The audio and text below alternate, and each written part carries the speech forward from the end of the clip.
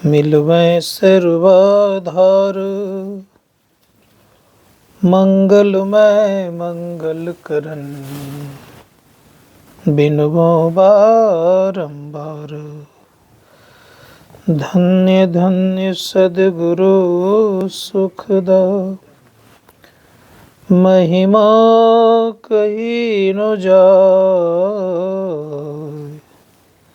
जो कछु कहूँ तुम्हारी कृपा मोते कछु न गुसाय।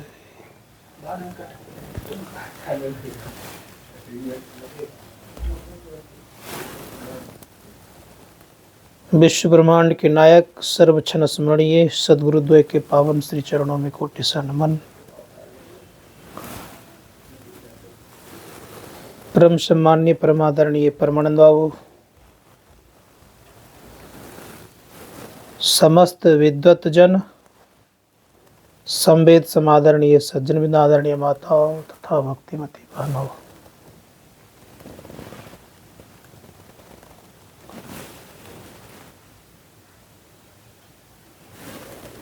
विश्व उपकार हेतु इस धराधाम पर संत महात्माओं का अवतरण हुआ करता है। जीवों का कल्याण करने हेतु संतों का इस धराधाम पर आना सुनिश्चित होता है।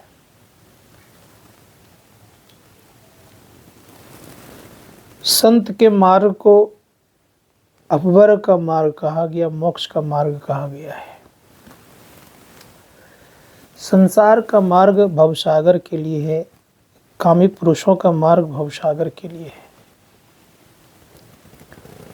गोस्वामी जी महाराज कहते हैं कि संत पंथ अपवर्ग कर, कामी कर भव पंथ, कहाँ संत कवि कोविद श्रुति पुराण सदग्रंथ। सारे सदग्रंथ कहते हैं कि संतों का मार्ग ही भवसागर से पार लगाने वाला है, अर्थात मोक्ष का मार्ग है।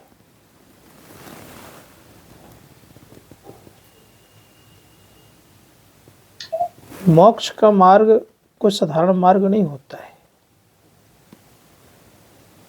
इसीलिए ऋषि मुनिगण कहते हैं कि संत के मार्ग को समझने का चेष्टा और प्रयत्न करना चाहिए। क्या है उनका मार्ग? परम पूज्य गुरुदेव कहते हैं कि जीव उद्धार का द्वार पुकार कहा, घट भीतर ही सब संतों ने।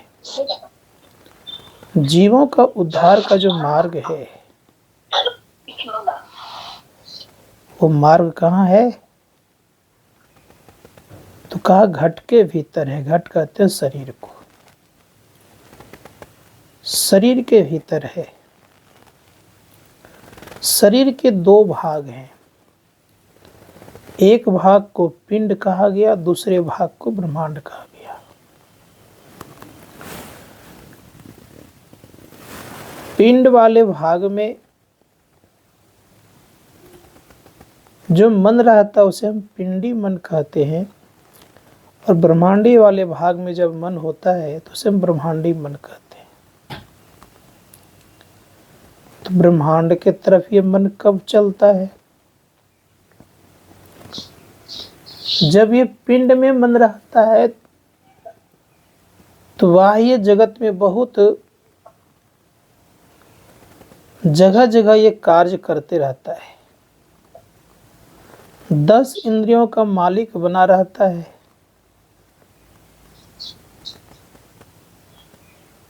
और 10 इंद्रियों को अपने अनुसार ये चलाते रहता है। यही मन जब ब्रह्मांड में जाता है तो 10 इंद्रियां इसके छूट जाते हैं। इसका मालिकपना जो था वो खत्म हो जाता है। अर्थात वहां बेचारे ये थोड़ा कमजोर पड़ते हैं। नाम भी बदल जाता है, क्योंकि मालिकपना किसी का छूट जाए तो मालिक कैसे कहलाएगा? तो नाम बदल जाता है इस मन का। नाम क्या होता है इस मन का? तो संत कबीर साहब कहते हैं कि मन जब उलट गया तो सूरत हो गया, इसलिए कहा मन उल्टे तो सूरत कहलावे। उपनिषदकार ने कहा कि मन को उल्टाने का एक ही उपाय है कि आपको योग करना पड़ेगा। कौन सा योग करें? तो सर्वप्रथम हमारे परम पूज्य गुरुदेव कहते हैं कि जब योग करोगे तो ये मन कुछ शांत होगा। जप होता क्यों नहीं हम लोगों से? क्या कारण है? एक बार महर्षि से ब्रह्मन जी महाराज एक कहानी सुनाया करते थे। एक जगह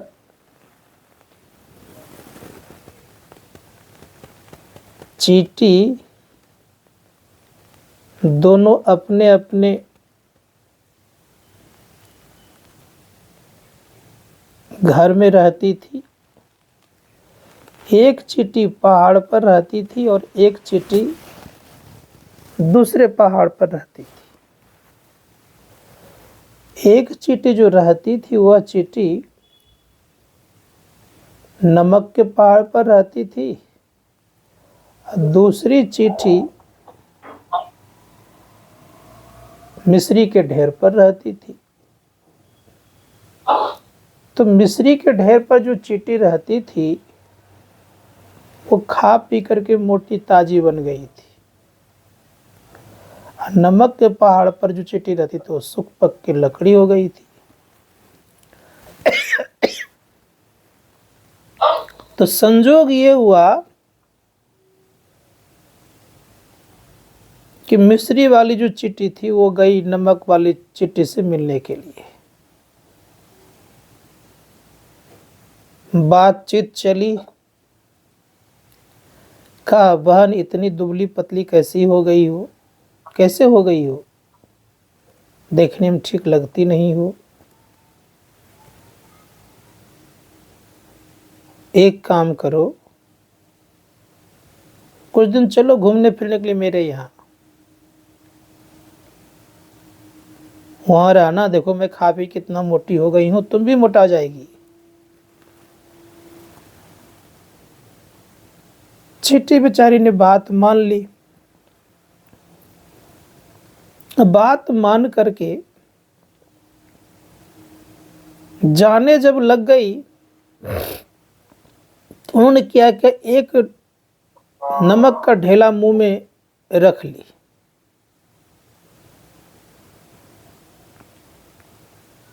अब वहां जब गई तो देखा कि मीठा ही मीठा है सब जगह। कहा बहन खूब खाओ, जितना खाना है खाओ।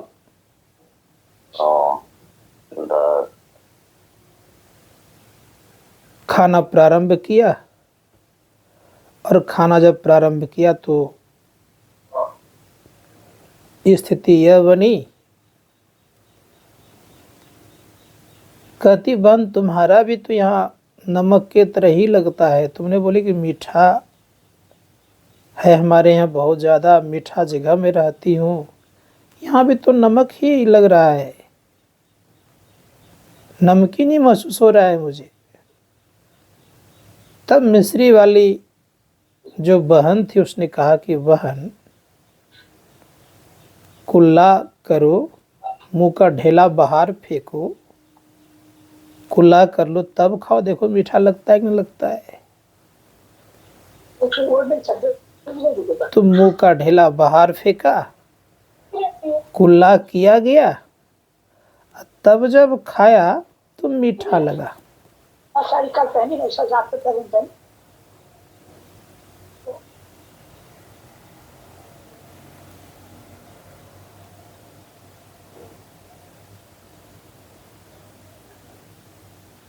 जब हम लोग विषय रूपी नमक का ढेला लेकर के चलते रहेंगे तो जब ध्यान कैसे बनेगा?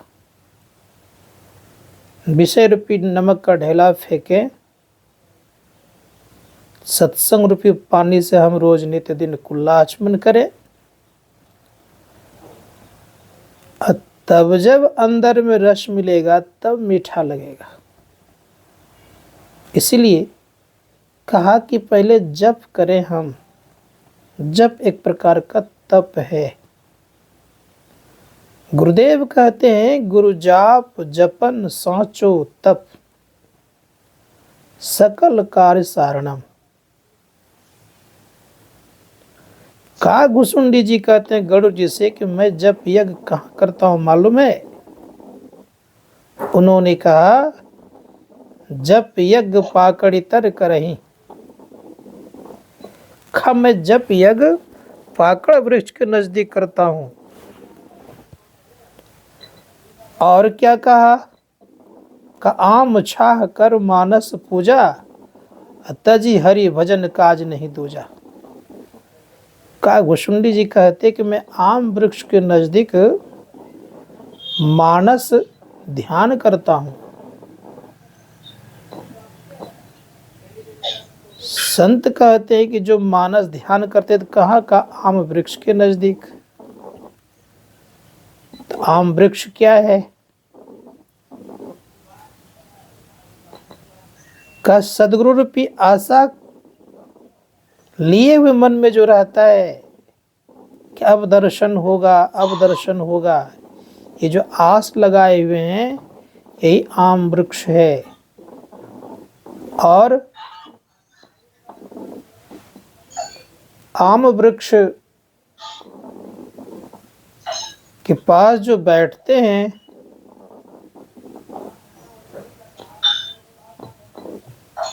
तो स्थिति यह होती है कि उन्हें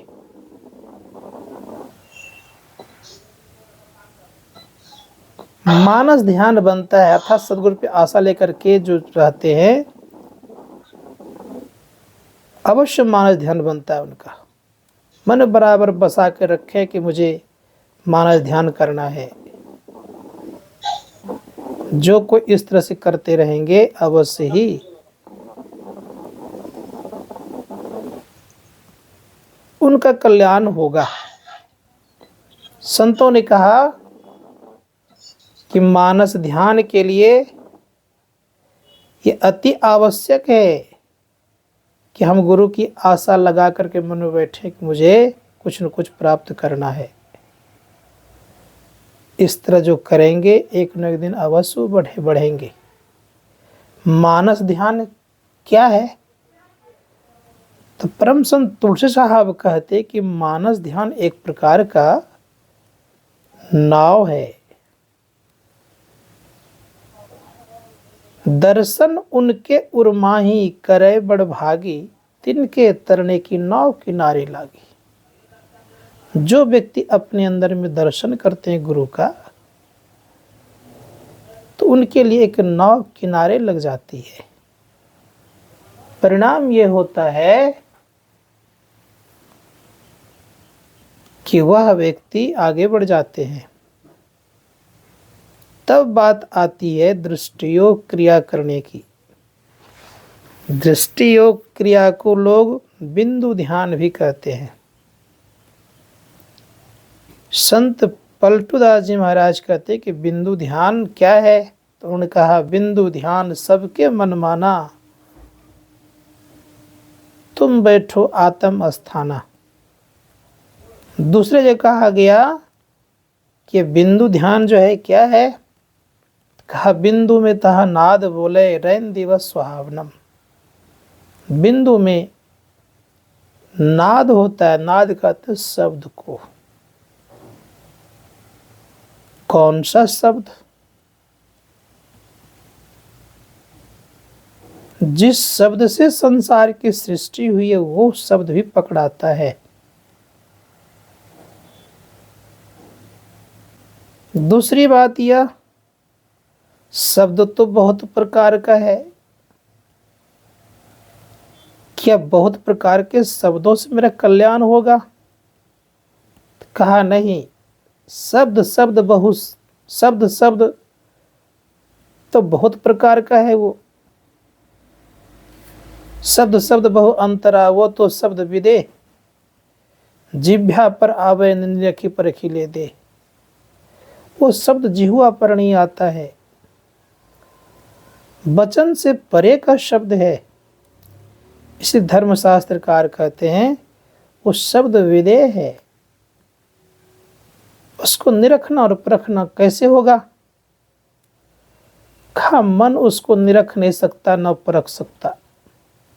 बुद्धि उस शब्द के संबंध में तर्क वितर्क नहीं कर सकती। इसीलिए शास्त्रकार कहते हैं वो शब्द अलग है। उस शब्द में क्या है? तो कहा मिठास ही मिठास है। वो शब्द हरि का रस है। जो उस हरि के रस को पीते हैं तो क्या होता है? तो परम पूज्य गुरुदेव कहते हैं हरि रस भोगी अति निशोगी। वह व्यक्ति शोक रहित हो जाता है, संशय रहित हो जाता है। दूसरे शब्दों में कहा गया है, सहजोबाई कहती कि भैया जी हरि रस पी मतवारा। जो उस हरि रस को पीते हैं वो मतवाले हो जाते हैं, वो झूमते लगते हैं। 8 पहर झूमत बीते डार दियो सब भारा। वो 8 पहर झूमने लग जाते हैं। और जब वो पीने लगते हैं कोई तब क्या होता है? तो कहा पीवन लगे सुधार जब ही दुर्जन पड़ी बिडारा। दुर्जन किनारा लग जाता है। इसलिए शास्त्रकार कहते हैं वो हरि रस को जानिए। उस हरि रस को जो जानेगा तो उनका जीवन बनेगा। इसलिए जो हरि रस को जान लेगा वो एक दिन अमर हो जाएगा। क्योंकि संत कबीर साहब कहते वो आदि नाम है, और नाम का जो सहारा लेता है वो अमर हो जाता है। आदि नाम पारस है। मन लोहा अगर बना रहता है तो कंचन हो जाता है। आदि नाम पारस है, मन है। आदि नाम पारस है, मन है लो। अब परसत ही कंचन भैया छूटा बंधन मोह। आदि नाम निज सार है, बूझी लेहु सो हंस। जिन जान्यू निज नाम को अमर भयो सो बंस। वो अमर करने वाला है। इसीलिए हमारे गुरु महाराज कहते हैं वो राम नाम अमर नाम, भजो भाई सोई। और सोई सत धुन घट घट सब होई। सबके घट में होते रहता है। जब तक उस राम नाम को नहीं जानेंगे तब तक कोई अमर नहीं हो सकता, तब तक कोई परम कल्याण नहीं कर सकता, तब तक उनको मोक्ष का मार्ग की प्राप्ति संभव नहीं है। इसीलिए शास्त्रकार कहते हैं कि संसार के बाह्य पूजा पाठों में रह करके हम आप संसार की वस्तुओं की अपेक्षा रखते हैं और संसार की वस्तुओं की प्राप्ति करते हैं। लेकिन अंतर्मार्ग की साधना जब तक नहीं करेंगे तब तक हम लोग को मोक्ष का संभावना नहीं है।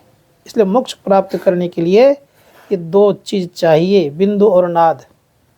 इसीलिए बिंदु नाद का सहारा लेकर के जो इस संसार से चलते हैं तो एक न एक दिन संसार को पार करते हैं। तो मैं कह रहा था उस शब्द के संबंध में, उस शब्द में आकर्षण है, विशेष आकर्षण है। सदरिया साहब कहते कि उस शब्द में चुंबकीय गुण है, मैग्नेटिक पावर है उसमें। इसलिए बड़ा सुंदर शब्द कहा गया है, चुंबक सत शब्द है भाई, चुंबक लोक ले जाई। होई निकारे होखे नहीं पीरा, सत शब्द जो बसे शरीरा। जिसके शरीर में वो बसता है सबके शरीर में तो है ही। जो उसको पकड़ता है उसमें आकर्षण है। लोहा को खींच लेता है, उसी प्रकार से मन को खींच करके अपने तरफ रखता है। वो मन को किसी प्रकार का गलत चीज़ सोचने या और कुछ करने इसको देता नहीं है। क्यों? उसमें जब ये मन रम जाता है तो ये मन का धीरे धीरे अस्तित्व मिट जाता है। इसीलिए संत महात्मा गण कहते हैं कि मन गलता कब है? का जब उस शब्द को सुनता है तब। उपनिषदकार ने कहा कि शब्द क्या है?